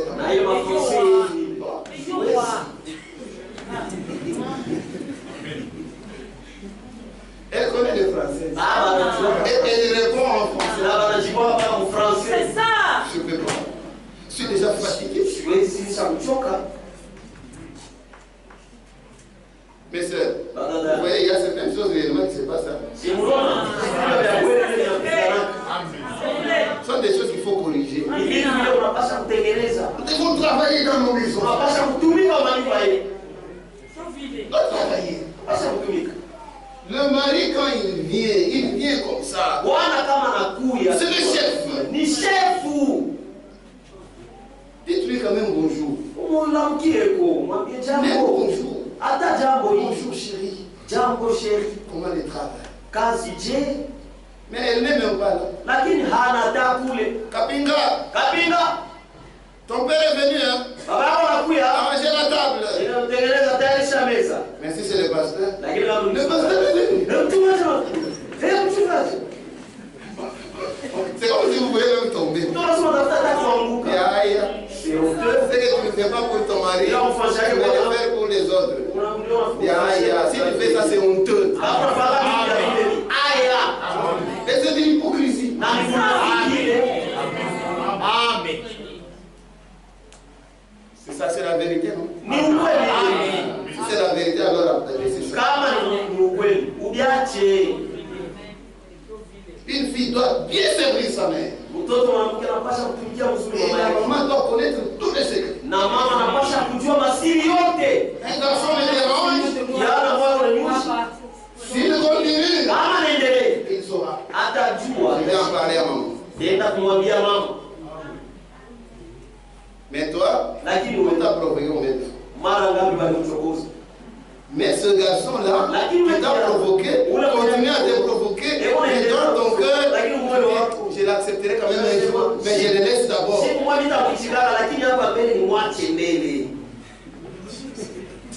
Ça, c'est quel programme que tu es en train de faire? C'est pas bien. Nous sommes des chrétiens. Des maisons des chrétiens. Des gens qui doivent vivre comme des chrétiens. Nous avons reçu la grâce de vivre comme des enfants de Dieu. Frère, moi je ne sais pas pourquoi j'ai dit ces choses-là. Moi j'ai préparé sur les promesses. Mais faisons Faisons un effort pour se comporter comme des enfants. Il faut que la maman, dans sa maison, connaisse les secrets. Si tu as déjà fait des choses à côté, tu n'es pas en bon état. On doit te marier. Parle à ta mère. Et doit connaître. Il faut lui en parler. Maman, j'ai fait une erreur dans ma vie. Non pas la maman te marie, tu vas là-bas, tu caches même mon mari, tu vas créer la confusion là-bas. Parlez avec vos mamans. Dites-leur ce que vous êtes et ce que vous rencontrez dans vos vies. Soyez ouvertes. Ça va beaucoup vous aider. Non, pas vivre dans l'hypocrisie. On t'a déjà abîmé. Ta maman ne le sait pas. Elle a le droit de le savoir.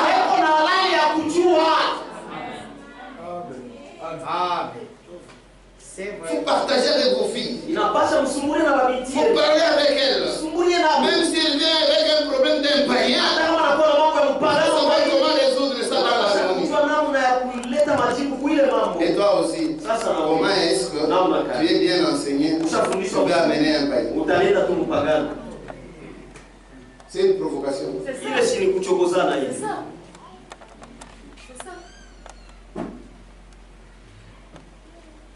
Amen. Amen. Dieu est bon. Amen. Nous voulons voir des maisons parce que nous arrivons y à la paix. Lorsque papa entre, les jeunes filles viennent, sont en train d'étreindre papa. On sent quand même la joie. Papa vient, les enfants fuient. Il est venu. Fermez la télé, il est venu.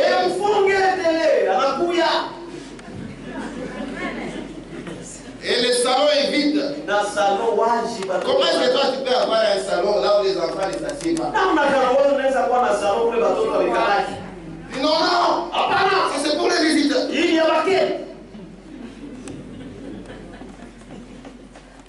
Même si il ne s'assied pas tous les jours, il sait l'occasion même de s'asseoir. Même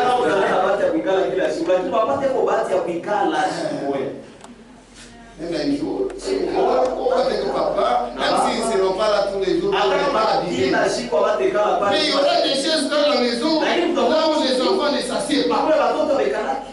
C'est toujours pour les visiteurs. Non. Il faut un jour aussi, on est calme, on sent que c'est bien, il ne sera pas tous les jours. C'est la vérité. Ils doivent se jouer des biens de la maison.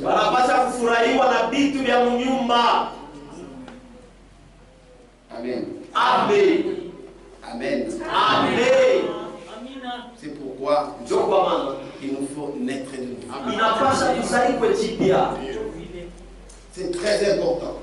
Parce que au travers de la nouvelle maison, Dieu nous a transmis sa propre nature. Sa propre nature. Au travers de la nouvelle maison. Là où tu es, si tu es né de nouveau, tu as la nature de Christ en toi. Ce privilège-là, les anges ne l'ont pas reçu. Amen. C'est la vérité. Les anges avaient été créés à l'image de Dieu. C'est-à-dire quoi? Dieu, lorsqu'il sort de l'éternité, il a pris un corps. C'est un corps spirituel. Il s'est révélé. Et on pouvait le voir. C'est dans ce corps spirituel que Dieu a créé toutes choses. Et maintenant, quand il a créé les anges avaient la même forme que lui.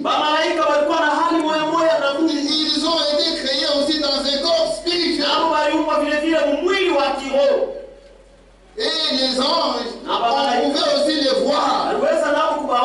C'est un corps spirituel. Adam, lui aussi, quand il a été créé, Dieu l'avait créé dans un corps spirituel. Il était créé à l'image de Dieu. C'est qu'après, parce que Dieu devait accomplir son plan. C'est pourquoi après un temps, il a créé un corps dans lequel il a placé Adam. C'est dans ce corps de chair que Adam est tombé. Vous voyez, au travers de la chute, Satan nous a transmis sa propre nature. C'est pourquoi nous avons besoin de naître de nouveau.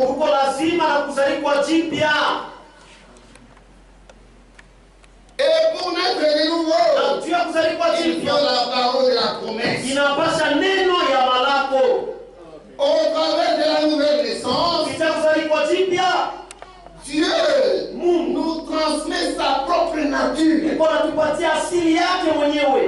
Et nous sommes créés à l'image de Christ. Vous voyez, c'est ça le plan divin. Il fallait que la chute vienne. Et quand la chute est venue, Dieu devait voir comment racheter cet homme qui est devenu esclave du péché.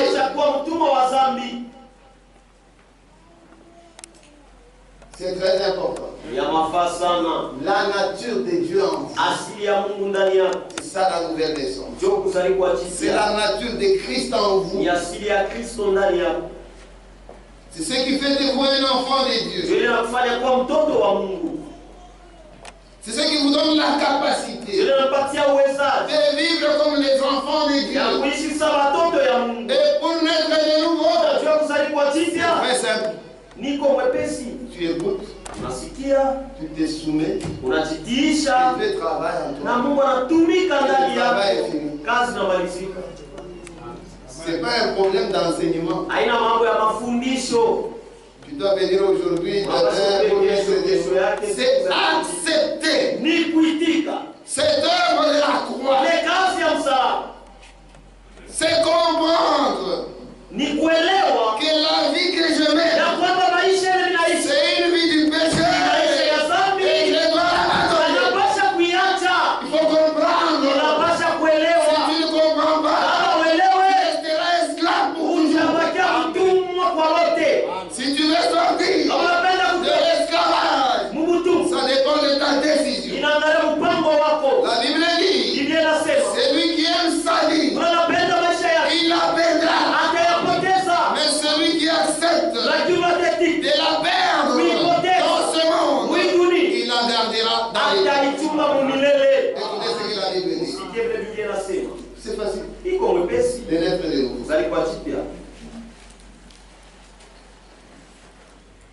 Marc et Jean, chapitre 12, verset 25. Celui qui aime sa vie la perdra. Donc si tu es attaché à cette vie du péché, tu vas te perdre.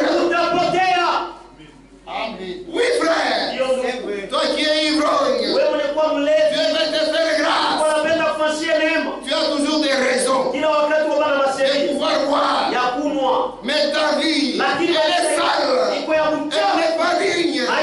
Il faut que Dieu t'aide. Pour que tu comprennes que l'ivrognerie n'est pas une bonne chose. Amen.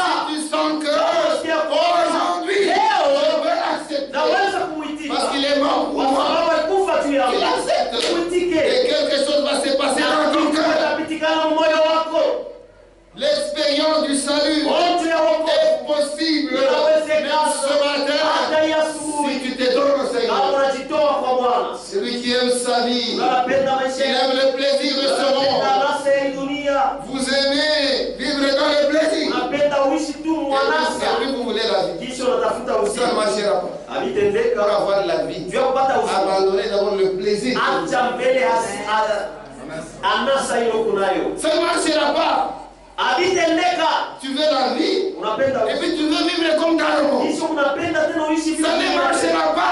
Havitaendeka. Devant Dieu, on ne peut pas marcher avec deux volontés. Hawezi kutembea mapenzi Il mbili. y a ta volonté et il y a la volonté de Dieu. Kwa mapenzi ya Et Mungu. pour être sauvé, Tupate kuokoka. il faut accepter la volonté de Inapaswa Dieu. uitike mapenzi ya Mungu. C'est pourquoi Jésus-Christ Yesu Kristo à Gethsemane, Nuku Getsemane c'était difficile. ilikuwa nguvu. Il a dit, Alisema, non pas ma volonté, Hapana mapenzi yangu, que ta volonté se lakini fasse. mapenzi yako yafanyike. Accepter la volonté de Dieu. Itika mapenzi ya Mungu. Je sais que c'est difficile, Na kama ni nguvu, mais Dieu va vous aider. lakini Mungu atakusaidia. Il vous viendra en aide. Atakuwa kusaidia. Et tout ce que tu as dans la Na tête, yote unayomtiki. comme pensée, comme dessein, comme projet, ce matin, je te les demande. Abandonne-les. Niache. Au nom de Jésus-Christ. Jina ya Bwana Yesu Kristo. Na Mungu atakusaidia. La vie Maisha de la sanctification, ya utakaso c'est possible maintenant. inawezekana ndugu yangu. Quelqu'un peut vivre avec des pensées pures. Mtu anaweza kuishi na mawazo safi. Les gens qui ont déjà expérimenté ça ici comprennent. Bado wale walishakonja hili hapa. Beko na Dieu hili. donne la capacité. Mungu analetaka uwezaji. Tu sens réellement que ça c'est la sainteté. Unasikia vya kweli ya kwamba hii ni utakatifu. Et lorsque tu prends quelque chose, Wakati unabeba kitu va juste akina là-dedans, mule ça ndani. que ça marche. Unasikia haeleweki. Amen. La sainteté est possible. Utakaso inawezekana. Dans la maison de Dieu. Nyumba ya Mungu. Nous sommes déjà engagés. Ushabeba C'est mpango. déjà fini. Ushakwisha. Si tu as été baptisé Kama ulibatizwa au nom de Jésus-Christ, jina ya Yesu Kristo c'est fini. unaisha. Tu ne peux plus vivre comme tu veux. Hauwezi kuishi vile wewe unapenda. C'est toi-même qui s'est engagé. Wewe mwenyewe ndio umebeba mpango. Qui t'a contraint. Nani yule alikukasirisha? Tu vas à l'ordre du matin Unaenda kuacha ubatizo. et puis tu vas aller en même temps au bar. Kisha unapenda tena kwenda kubali. Non. Hapana. Ceux qui sont baptisés, Ile kubatizwa. on ne les verra plus au bar. Hatutaona tena kumabaya. Ceux qui sont baptisés, on ne va plus les voir. Hatuwezi Dans kuwaona. les endroits où Satan règne. Mumafashi mwe shetani anatawalaka. Vous voulez deux choses. Unapenda vitu mbili. Ça marchera. Alitendeka. C'est ça. Il faut un sacrifice Ndio inapasha sadaka. pour les de nouveau. Sacrifier sa vie. Juu zaliko jipya utowe maisha yako.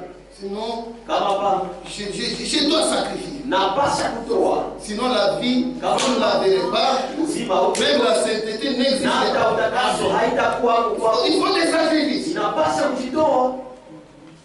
Sinon, ça ne marchera pas. Kama hapana litendeka. Et pour terminer, Najua kumaliza j'ai voulu la pensée. na nisomea Vous wazo. savez, quand quelqu'un est délivré, Najua kama mtu anazaliwa jipya il trouve ce que même les anges n'ont pas. anapataka tele ba malaika bega yake nayo. C'est la vérité. Ni ukweli. Ce que Dieu nous donne, Kile Mungu anatupa les anges ne l'ont pas. ba malaika habana nakyo. Parce qu'il est écrit dans la Bible, Sababu imeandikwa Biblia. tu es mon fils. Uko mwana wangu. Aujourd'hui, je t'ai engendré. Na kuzala. Et c'est ce qui a fait que Jésus soit supérieur aux hommes. Na tuile ilifanya Yesu apewa yulu sana kupita wa malaika wote. Les anges avaient la forme de Dieu. Ba malaika walikuwa na hali Ils ya avaient été créés à l'image de Dieu. kwa picha ya Mungu. Mais il y a quelque chose de différent. Lakini kuko kitu kimoja cha C'est que kuachana. Christ avait. Kile Kristo alikuwa nacho. Les anges ne l'avaient pas. Ba malaika wakupe nacho.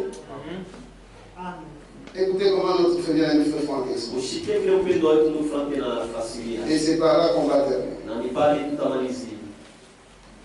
Christianisme, Kristianisme. page 78. Ukarasa wa 608. Dieu est une personne. Mungu ni mtu. Il cheminait sous cette terre forme dans les jardins d'Éden. Alikuwa anatembea pa ibulongo mstari ya Edeni. L'image, Picha. excusez, à l'origine, Comme nous l'avons déjà mentionné, Dieu sorti de sa plénitude originelle et pris une forme en tant que Yahweh. Et Dieu créa l'homme à son image. Il créa l'image de Dieu. L'image de Dieu a la forme d'un homme. C'était un homme. Vous voyez, c'est pourquoi dans certains passages bibliques, on parle de l'ange de l'Éternel. En réalité, l'ange de l'Éternel, c'est le Seigneur lui-même dans un corps qui ressemblait au corps des anges.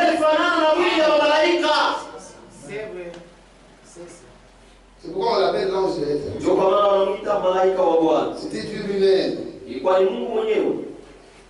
Et Adam, lui aussi, avait été créé à l'image de Dieu. Mais là, écoutez, toujours christianisme. Écoutez, vous allez lire là où c'est écrit issu de Dieu. Christ est aussi désigné comme le commencement de la création de Dieu. Mais là, écoutez, Adam était un fils que Dieu avait créé, alors que Christ était un fils engendré.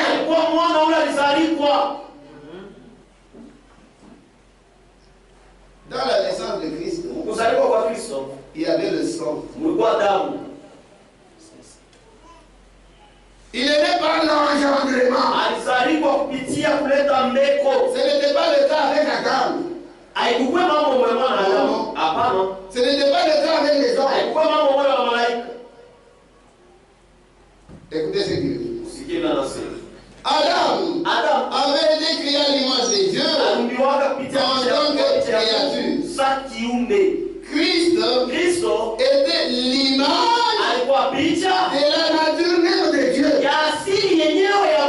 C'est quand tu voyais Christ, tu voyais Dieu lui-même. En hébreu, on dit ceci.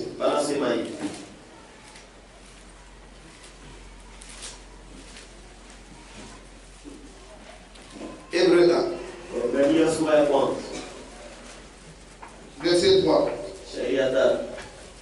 Le Fils est le reflet de sa gloire et l'empreinte de sa personne. C'est-à-dire celui qui voyait Christ, il voyait Dieu lui-même. Lui, il était l'image de la nature de Dieu. Il était l'empreinte de sa personne. Écoutez comment il fait fort. Adam n'était pas sorti de Dieu, mais il avait au contraire été créé par Dieu. Cependant, Dieu voulait des fils et des filles qui soient sortis de lui. Nous sommes sortis de lui, de son sein. Pourquoi? Il fallait que notre salut et Dieu prenne la chair humaine. Et il monte à Golgotha. Là, à Golgotha, un soldat devait venir. Un soldat devait venir. Il prend la lance. Il met dans son côté. Pourquoi? Nous étions en lui. Et ce jour-là, nous sommes sortis de lui. Amen. C'est pourquoi la Bible dit nous sommes issus de lui. C'est ça la nouvelle création. Adam n'était pas sorti de Dieu, mais il avait été au contraire créé par Dieu. Cependant, Dieu voulait des fils et des filles qui soient sortis de lui, qui est sa substance, qui est sa nature. Yenye kwa asili yake. Il devait avoir ça. Alipasha kupata ile. Jésus, Yesu, le seul fils engendré, mwana tu mmoja ule mbegu ililetwa na Nazareti. Na litokea kwa Mungu. C'est avec lui le premier-né. Ni pamoja naye mzaliwa wa kwanza. Et la race divine des fils de Dieu a commencé. Na kizazi ya Mungu, wana ya Mungu, watoto ya Mungu ikaanza. Nous sommes sortis de lui. Tulitokea kwake. Nous sommes une partie de lui. Tuko kipande yake. Pourquoi si tu es sauvé, tu es né de nouveau, tu es une partie de Dieu. Tuko kipande ya Mungu. Tu as sa nature. Uko na asili yake. Ce que les anges n'ont pas. Ile malaika bana nayo. C'est ce que nous avons. C'est pourquoi, à cause de ce que Christ a fait pour nous, nous sommes même supérieurs aux anges. C'est pourquoi Jésus dit, je n'ai pas honte de les appeler frères. Mais vous refusez qu'on vous appelle frères. Vous êtes qui? Il y a des gens qui ne veulent pas vous appeler frères. Avant d'être ministre, déjà il les appelle frères. Si tu es ministre et que tu n'es pas frère, tu es un faux ministre. C'est pas la nouvelle naissance. Et nous nous appelons frères. Nous sommes issus du même sang. C'est pourquoi nous devons nous appeler frères. Nous sommes de la même famille. Famille de Dieu. Nous avons la nature de Dieu. Si les anges n'ont pas. Vous voyez, c'est pourquoi dans le plan divin, Dieu veut avoir des fils et des filles qui ont l'image de Christ. L'image de Christ, c'est que Dieu veut que nous parvenions jusqu'à avoir des corps glorifiés. C'est pourquoi la Bible dit, quand il paraîtra, nous le verrons tel qu'il est. Parce que tel que Jésus sera, c'est ainsi que nous serons aussi. Jésus-Christ viendra avec un corps glorifié. Et nous aussi, en ce jour-là, nous aurons un corps glorifié. C'est ça l'image de Christ. Nous serons transformés en son image. Nous aurons un corps glorifié. Voilà pourquoi c'est nécessaire que nous puissions passer par la nouvelle naissance. J'ai lu une écriture et on arrête. Romains, chapitre 8.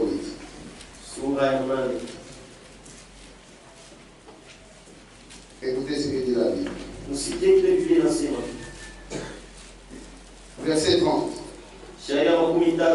Et ceux qui l'ont prédestiné, il les a aussi appelés.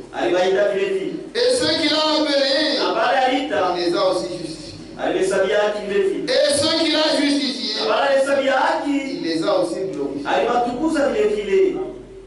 Et c'est comme ça que Dieu réalise son plan. À la fin, nous aurons des corps glorifiés. Nous serons transformés à l'image de Christ. Et Dieu vous bénisse.